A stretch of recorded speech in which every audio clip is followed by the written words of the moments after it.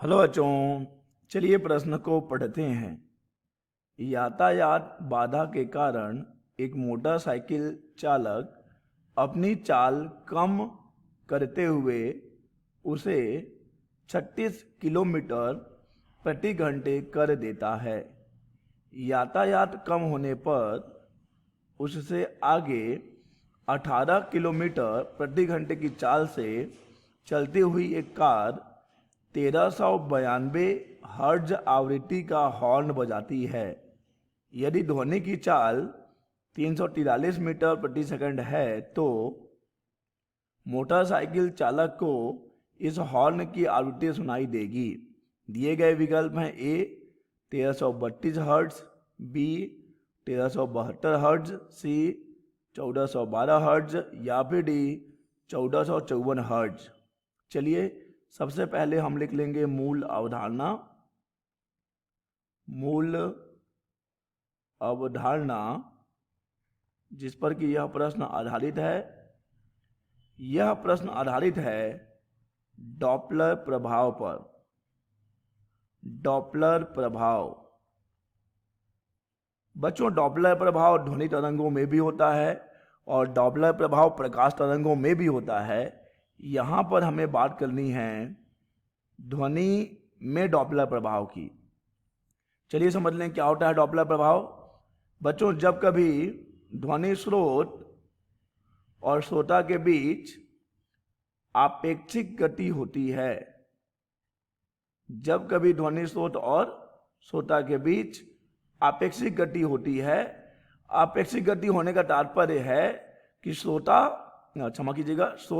और स्रोत की स्थिति एक दूसरे के सापेक्ष परिवर्तित होती है, तब श्रोता को ध्वनि स्रोत की आवृत्ति बदलती हुई प्रतीत होती है। ठीक है बच्चों, आवृत्ति क्या होती है? बदलती हुई प्रतीत होती है। ठीक है बच्चों, ये आभासी परिवर्तन है। आवृत्ति में होने वाले इसी आभासी परिवर्तन को कहा जाता है डॉपलर प्रभाव। मान लेते हैं बच्चों कि ध्वनि स्रोत द्वारा उत्पन्न किए गए ध्वनि की वास्तविक आवृत्ति n है और ध्वनि स्रोत और श्रोता के बीच आपेक्षिक गति होने के कारण मान लेते हैं कि हमारे श्रोता को जो आवृत्ति प्रतीत हो रही है वो n डैश है। तो यहां पर n डैश बटे n अर्थात आभासी आवृत्ति बटे वास्तविक आवृत्ति क्या हो जाएगा? मान लीजिए कि ध्वनि स्रोत की जो चाल है वो Vs है और श्रोता की चाल Vo है और ध्वनि की चाल हम V लेते हैं। हमेशा याद रखिए कि ध्वनि की चाल स्रोत से श्रोता की ओर ली जाती है। ध्वनि की चाल सदैव क्या करेंगे? हम स्रोत से श्रोता की ओर लेंगे। तो यहां पर आभासी आवृत्ति और वास्तविक आवृत्ति का अनुपात बराबर होता है श्रोता के सापेक्ष ध्वनि की चाल, श्रोता के सापेक्ष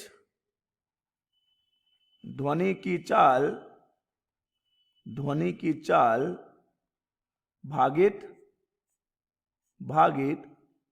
स्रोत के सापेक्ष ध्वनि की चाल। स्रोत के सापेक्ष ध्वनि की चाल।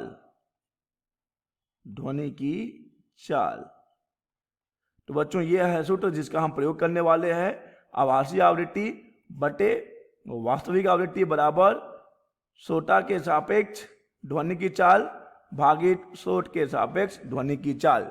चलिए इस मूल अवधारणा की सहायता से इस प्रश्न को हल करते हैं और देखते हैं कि इसमें से सही विकल्प कौन सा होगा। बच्चों, प्रश्न में दिया गया है कि एक मोटरसाइकिल चालक 36 किलोमीटर प्रति घंटा की चाल से चलता है। तो यहां पर ये हमारा श्रोता है, तो Vo का मान है 36 किलोमीटर प्रति घंटे। इसे हम बदल लेंगे मीटर प्रति सेकंड में, तो हमें क्या करना पड़ेगा? 5/18 से गुना करना पड़ेगा। तो ये हमें मिल रहा है 10 मीटर प्रति सेकंड। और बच्चों यहाँ पे जो स्रोत है जो कि एक चलती हुई कार है, उसकी चाल है Vs का मान यहाँ पर देखिए कितना है? 18 किलोमीटर प्रति घंटा है। तो इसे भी हम बदल लेंगे मीटर प्रति सेकंड में। तो ये हमें मिल रहा है 5 मीटर प्रति सेकंड। और बच्चों ध्वनि की चाल दे दी गई है, देखिए 343 मीटर प्रति सेकंड, 343 मीटर प्रति सेकंड। चलिए कंडीशन ये है, स्थिति ये बन रही है, ये है हमारा स्रोत जो आगे बढ़ रहा है Vs की चाल से, और इसके पीछे है हमारा श्रोता जो कि आगे बढ़ रहा है Vo की चाल से। और यहाँ पर ध्वनि की चाल, जैसा कि हम जानते हैं, ध्वनि के चाल की दिशा सदैव श्रोता से स्रोत की ओर ली जाएगी। अब मान लेते हैं कि यहाँ पर देखिए वास्तविक आवृत्ति जो दी गई है, यहाँ पर n का मान दिया गया है। देखिए n का मान है, जो वास्तविक आवृत्ति है n, वह है 1392 हर्ट्ज, 1392 हर्ट्ज। मान लेते हैं कि जो आभासी आवृत्ति वो n डैश है, तो यहाँ पे देखो n डैश बटे n बराबर v प्लस vo लेंगे भागित v प्लस vs लेंगे। क्यों लेंगे समझ लीजिए, क्योंकि देखिए यहाँ पर v और vo दोनों विपरीत ओर हैं, इसीलिए जब हम आपेक्षिक वेग निकालेंगे तो हम इन्हें जोड़ेंगे।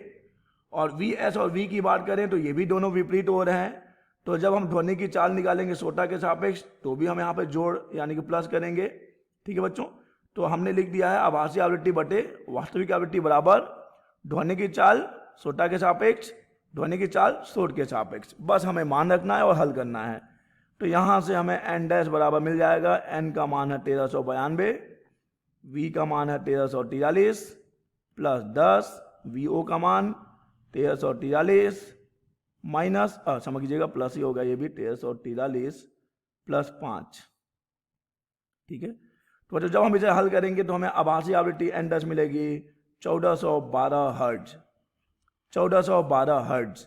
अतः इस प्रश्न का सही विकल्प हो जाएगा C, 1412 हर्ट्ज। आशा करते हैं बच्चों आपको यह प्रश्न समझ आया होगा। धन्यवाद।